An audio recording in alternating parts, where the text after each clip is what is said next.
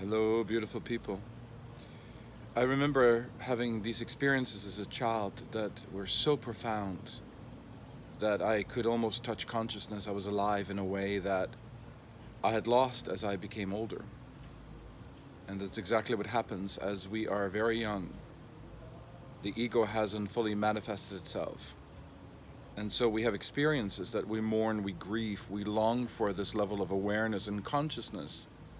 But what happens is that we relate it to an experience or a person, instead of being able to be fully present and fully conscious. The average person is about 20 layers asleep, for instance. Some people are 3 layers asleep, where they are more cognitive, they're more aware, they are really embodied in the present moment. They're very much into real time versus ego time. Real time means that we're in this moment, we're completely in this present, we're experiencing consciousness in its fullest form. A lot of people don't really understand that love is pure consciousness. It's the manifestation, it's the human experience of consciousness. So we have these experiences in life with events and people. And when these events or these people are no longer in our lives, or things are not turned out the way that we had planned, the ego very much takes ownership of the loss, the grief, the mourning of that experience. But it is not about the experience, it's really not about the people. Much of our grief and much of our suffering that we experience is because the ego deals in ego time.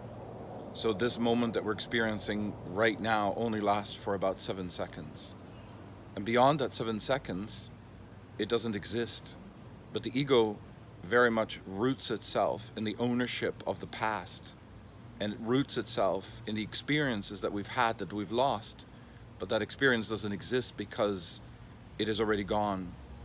Consciousness only lasts within this moment, in this experience, within 7 seconds. And so we're having new experiences all the time. We're born and we die, and we born, die all the time. But when we mourn a loss of an experience or a person, the ego takes ownership. It roots itself and rots ourselves into that experience. But the truth is, we were conscious in that moment. So longing for someone, wishing for an experience to be different, all these things trap us. The ego owns a part of our mind. It's like saying the ego is a virus. The ego controls. But we're not longing for anything except just being consciousness. We just need to be present. We don't long for anything. The ego tells us we're longing for a past experience, and that is the entrapment of the ego. By being present, by being in this moment, by being in the now, by being fully present, fully conscious in this moment, you experience the presence of consciousness. You experience the presence of your soul. Release yourself from the events and the experiences and the people that might have hurt you, or the pain that might have been caused. Because what you're mourning is not them or the experience. What you're mourning is an experience of pure consciousness that you had, great joy, great pleasure. You experience being alive. Seek for that experience, seek for that consciousness. Don't seek for an experience of the past.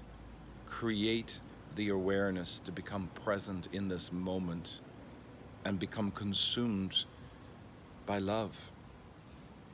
Love is the only vibration in this entire universe that can balance out everything within your body, within your mind. It is the only experience, it's consciousness in motion.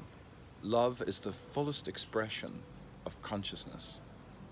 When we fully embody this divinity of our own existence, of consciousness, because we're just a bag of bones, we're not anything else, we're just consciousness. And when we become consumed in the presence of consciousness, we experience a love that can balance out everything. It is the only thing in the world that can really, truly create freedom in your life. Merry, Merry, Merry Christmas, Happy Holidays, and I wish you a lot of love.